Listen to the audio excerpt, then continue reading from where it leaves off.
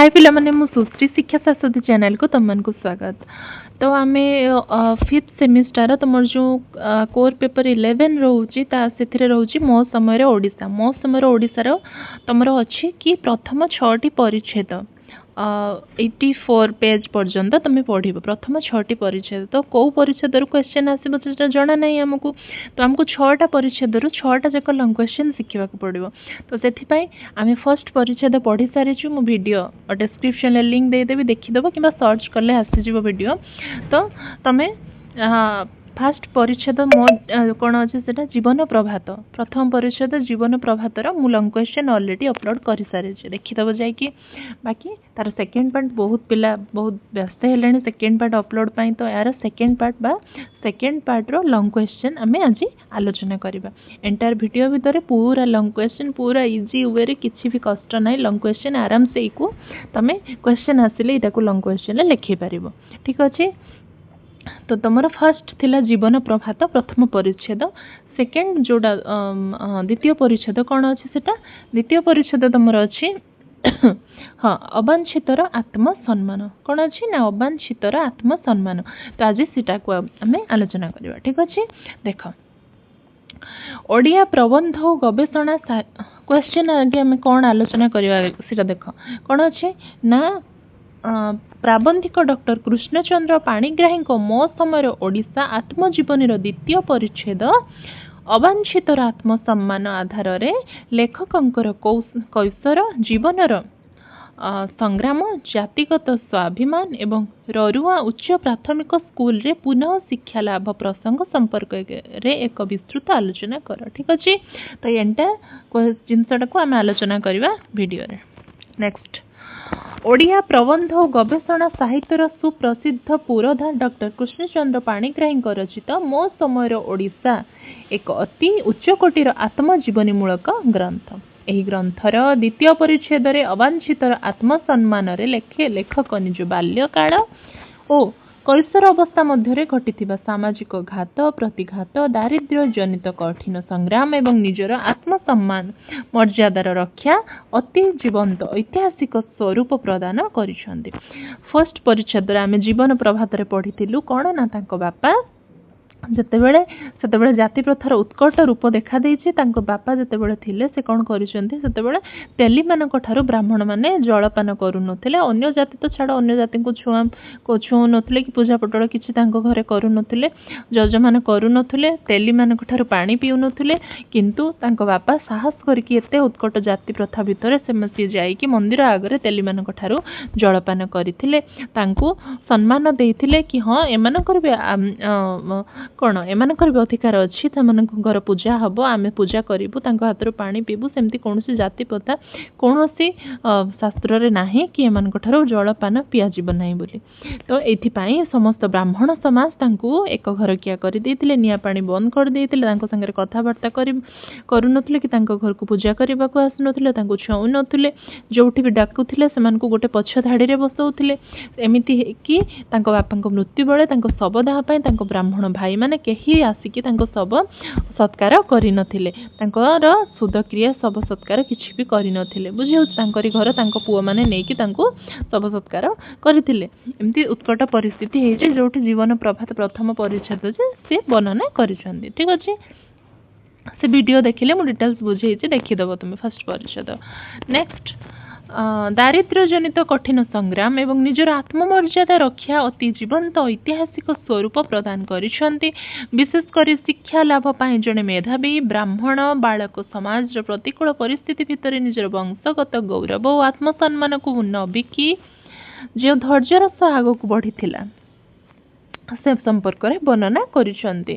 से फास्ट अध्याय से बापा विषय से समाज विषय कही जो सेकेंड परिच्छेद से निज जीवनटा केमती कटी शिक्षागत परिवेश कौन थिला कौन नाई समाज रे से केमती चली से विषय ये सेकेंड परिच्छेद से कही। नेक्स्ट कौन अच्छी ना कैशोर जीवन रे एक एकाकित्व एवं कर्ममयता कैशोर जीवन तांकर जो पढ़ापढ़ी स्कूल समय जीवनटा केमिति कौन थिला, स्कूल समय और कॉलेज समय जीवनटा तांकर कौन थिला 15 ବର୍ଷ ବୟସରେ ପହଞ୍ଚିବା ପର୍ଯ୍ୟନ୍ତ ଲେଖକ କେବଳ ନିଜ ଦାରିଦ୍ର୍ୟମୟ ଗୃହ କର୍ମରେ ସଦାସର୍ବଦା ନିୟୋଜିତ ରହୁଥିଲେ।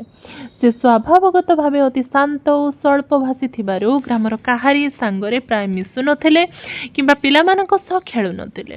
ସେ କ'ଣ 15 ବର୍ଷ ପର୍ଯ୍ୟନ୍ତ ମାନେ ସ୍କୁଲ ଯେତେ ଯାଏ ସରି ନଥିଲା ତାଙ୍କର ସେତେ ପର୍ଯ୍ୟନ୍ତ ସେ ପ୍ରାୟ ଗୃହ କର୍ମରେ ବ୍ୟସ୍ତ ରହୁଥିଲେ। ଘର ବହୁତ ଦାରିଦ୍ର୍ୟ ଥିଲା, ଘର କାମରେ ସାହାଯ୍ୟ କରୁଥିଲେ, ଏମିତି ଭାବରେ ତାଙ୍କର କଟିଥିଲା। ତ ସେ କ'ଣ ବହୁତ ଶାନ୍ତଶିଷ୍ଟ ସ୍ୱଳ୍ପଭାଷୀ, ମାନେ ବହୁତ ଅଳ୍ପ କଥା କହନ୍ତି, ବହୁତ ଶାନ୍ତଶିଷ୍ଟ ଥିଲେ ସିଏ। ତ କାହା ସାଙ୍ଗରେ ମିଶୁନଥିଲେ, ଖେଳିବାକୁ ଯାଉନଥିଲେ, ଘରେ ସିଏ ରହୁଥିଲେ। ତ ତାଙ୍କ ଜୀବନ ଯମୁନାର ପୁଳିନ ସମ୍ପୂର୍ଣ୍ଣ ରୂପେ ଶୂନ୍ୟ ଥିଲା ଏବଂ ଅନାଗତ ଭବିଷ୍ୟତର କୌଣସି ଦୂରବର୍ତ୍ତୀ ଆଲୋକର ଆଶ୍ୱାସନା ମଧ୍ୟ ସେ ଶୁଣିବାକୁ ପାଇନଥିଲେ, ଯାହା ତାଙ୍କ କୌଶଳ ନିଃସଙ୍ଗ ଦୁର୍ଦ୍ଦଶାକୁ ସୂଚାଏ କି ତାଙ୍କ ଜୀବନରେ ସେ ସେମିତି କିଛି ଭଲ ସୁଯୋଗ ପାଇନାହାନ୍ତି। କାରଣ ଏତେ ଦାରିଦ୍ର୍ୟତା ଭିତରେ ପିତା ବି ଚାଲିଗଲେ। ସେ କହିଛନ୍ତି ପୂର୍ବ ଅଧ୍ୟାୟରେ ପିତା ତାଙ୍କର ଚାଲିଗଲେ ମହାମାରୀରେ, ଭାଇ ତାଙ୍କର ବଡ଼ ଭାଇ ବି ଚାଲି ଯାଇଥିଲେ। ତ ସମସ୍ତେ ଯେତେବେଳେ ଚାଲି ଯାଇଥିଲେ ତ ଆହୁରି 2-3 ଜଣ ଥିଲେ ପିଲା। ତ ସେମାନଙ୍କର ଭିତରେ ଇଏ ଥିଲେ ତାଙ୍କର କେତେ 11 ଜଣ ନା କେତେ ଏମିତି ସନ୍ତାନ, ଭାଇ ଭଉଣୀ ମିଶିକି ଥିଲେ। ତ ଏତେମାନଙ୍କ ଭିତରେ ନିଜେ ଖାଇବା ପିଇବା ପଢ଼ିବା ଇଏ କରିବା ସବୁ ସୁବିଧା ଜମା ନଥିଲା। ତ ତାଙ୍କ ଜୀବନ ବହୁତ ଦୁର୍ଦ୍ଦଶାମୟ କଟିଥିଲା। ତ ବାଲିଚାଗୁଡ଼ାରେ ଘାସ କାଟିବା ଓ ଆକସ୍ମିକ ସାକ୍ଷାତ ଗୋଟେ ପଏଣ୍ଟ ହେଉଛି। ତ କ'ଣ ଏଥିରେ ଏଇଟାକୁ କ'ଣ ଡିସ୍କ୍ରାଇବ୍ କରାହେଇଛି ନା ଦେଖ, ଏହିପରି ଭାବରେ ଦିନ ମାନେ ଦୁଃଖୀ ବା ଦରିଦ୍ର ହେଲା, ଦିନ ମାନେ ଦୁଃଖୀ ବା ଦରିଦ୍ର। ତ ଏହିପରି ଭାବେ ଦିନ ଭାବେ ଜୀବନ ଯାପନ କରୁଥିବା ସମୟରେ ଦିନେ ଲେଖକ ନିଜ ପରିବାରର ଗୋରୁମାନଙ୍କ ପାଇଁ ବାଲିଜା ମାନେ ଓଡ଼ିଶାର ଏକ ପ୍ରକାର ବନ୍ୟ ମୃଗ ସଦୃଶ ଉଚ୍ଚ ଘାସ, ତ ଏଇଗୁଡ଼ାକୁ କାଟିବାକୁ ଯାଇଥିଲେ। ଠିକ୍ ସେହି ସମୟରେ ରରୁଆଁ ଉଚ୍ଚ ପ୍ରାଥମିକ ସ୍କୁଲର 2 ଜଣ ଛାତ୍ର କୈବଲ୍ୟଚରଣ ବେହେରା ଓ ନିଶାକାର ଗିରି ସେହି ବାଟ ଦେଇ ଯାଉଥିବା ବେଳେ ଲେଖକଙ୍କ ପାଖରେ ପହଞ୍ଚି ତାଙ୍କ ନାଁ କୃଷ୍ଣଚନ୍ଦ୍ର ପାଣିଗ୍ରାହୀ ବୋଲି ପଚାରିଥିଲେ, ଯାହା ତାଙ୍କ ଶିକ୍ଷା ଜୀବନର ଦ୍ୱିତୀୟ ବଡ଼ ମୋଡ଼ ଥିଲା। କ'ଣ ମୋଡ଼ ଥିଲା ନା ସେହି 2 ଜଣ ଛାତ୍ର ତାଙ୍କୁ କହିଥିଲେ ଯେ ତୁମେ ଆମ ସ୍କୁଲର ହେଡ୍ ପଣ୍ଡିତ ପ୍ରଧାନ ଶିକ୍ଷକଙ୍କ ଘରେ ଯାଇ ପୂଜାହାରୀ କାମ ମାନେ ରୋଷେଇ ଆଉ ପୂଜା ଦୁଇଟା କରିବ କି? ଲେଖକ ଜଣେ ଅତ୍ୟନ୍ତ ସ୍ୱାଭିମାନୀ ଆତ୍ମମର୍ଯ୍ୟାଦା ସମ୍ପନ୍ନ ବାଳକ ଥିବାରୁ ସେ ତାଙ୍କ ସଙ୍ଗେ ସଙ୍ଗେ ଦୃଢ଼ ସ୍ୱରରେ ସେମାନଙ୍କୁ ନା ବୋଲି ମନା କରିଦେଇଥିଲେ, କାରଣ ପର ଘରର ପୂଜାହାରୀ ବନିବା ତାଙ୍କ ସ୍ୱାଭିମାନ ପ୍ରତି ଆଘାତ ଥିଲା। ତ ସେ କ'ଣ କରିଥିଲେ, ପଇସା ଦେଇଥାନ୍ତେ ତାଙ୍କୁ କ'ଣ କହିଥିଲେ, ସେ ପିଲା 2 ଜଣ କି ଆମ ହେଡ୍ ପଣ୍ଡିତଙ୍କ ଘରେ ତମେ ପୂଜା କରିବ, ରୋଷେଇ କରିବ, ତା ବଦଳରେ ତମକୁ ପଇସା ଦିଆଯିବ। କିନ୍ତୁ ଇଏ କ'ଣ କହିଲେ କି ନା ମୋ ଆତ୍ମସମ୍ମାନରେ ଆଞ୍ଚ ଆସିବ, ମୁଁ କାହା ଘରେ ଯାଇକି ରହିକି ରୋଷେଇଆ କାମ କରିକି ପୂଜାହାରୀ କାମ କରିକି ପଇସା ନେବି, ପଇସା ପାଇଁ ଏତେ ଇଏ ହବ ଯେ ଏତେ ଦରକାର ଯେ ମୁଁ ଯାଇ କାହା ଘରେ ରହିକି ଚାକର ଭଳି କାମ କରିବି ନା, ସେଇଟା ମୋର ସ୍ୱଭାବରେ ନାହିଁ।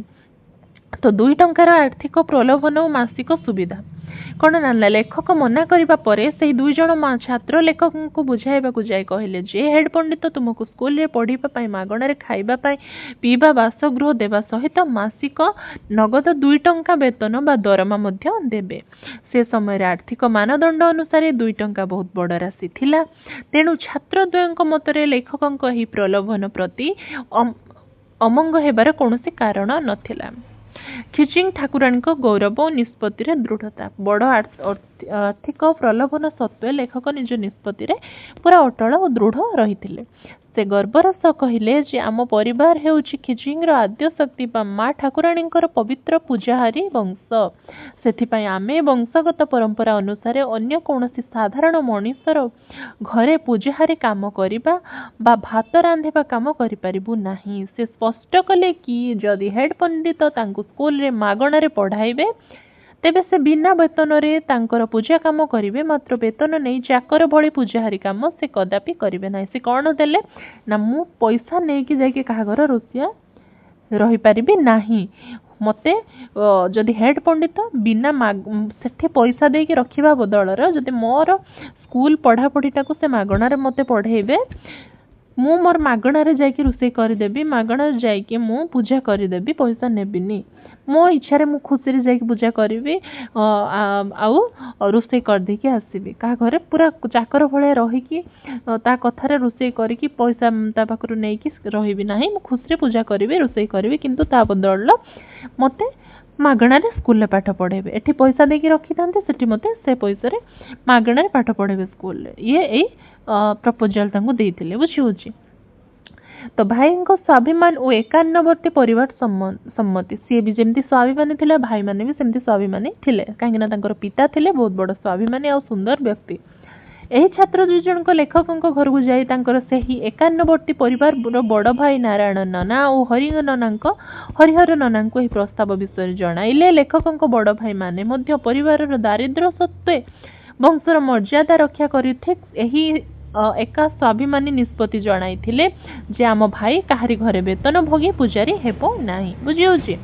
तो श्याम सुंदर दास को उदासता और परिवर्तन बढ़ती। श्याम सुंदर दास किए थे ना से हेड पंडित जी थे। लेखकों परिवार रे असाधारण आत्मसम्मान और जातिगत गौरव विषय जानिबा परे ररुआ स्कूल हेड पंडित श्री श्याम सुंदर दास अत्यंत प्रभावित होए हेले एवं तांको मनरे लेखकों प्रति गभीर श्रद्धा जन्मिला।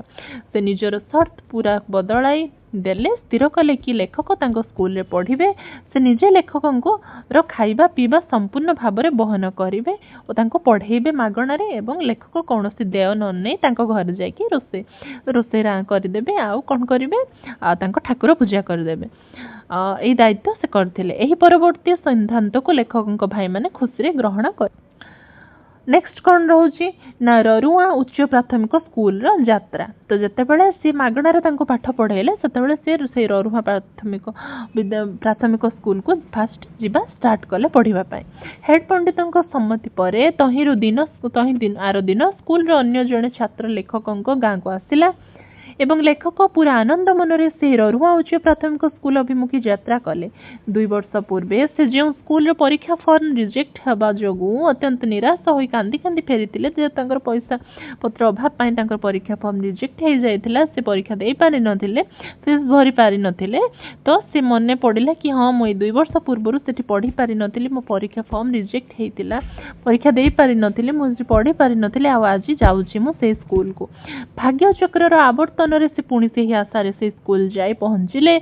दरिद्र शिक्षा उपकरण वास्तव चित्र कौन ना स्कूल से जिते बड़े गले आम स्कूल गले कौन करूँ नुआ ड्रेस नुआ खाता बंधा हो कि खाता 2-4टा खाता अणा हो नुआ पेन सब किसी आम नुआ आणुले नुआ ज्योमेट्री बॉक्स जोटा आम केते कौन नुआ जिनस नहीं जाऊँ से कम दाम होता पचे बट बहुत जिनस नुआ जिनस आम किणा जाए नुआ स्कूल गले नुह कि बट पाखे एत दरिद्रता थिला जे पाखे किछि नथिला कौन थिला ना स्कूल को जाउथिबा समय लेखकों पाखरे थिबा सामान्य दारिद्र्य शिक्षा सामग्री विवरणी कौन ना केवल 2 खंड छिंडा मैला लुगा खंडे व्यवहृत गामुछा गोटे लेखिबा वाला सिलेट पेंसिल और केते खंड पुराना छिंडा मैला बही सहित एतिक संबल से नहीं कि स्कूल पढ़िया को जाइथिले। विश्वास कर केते भाव केते से दरिद्र अवस्था थिले।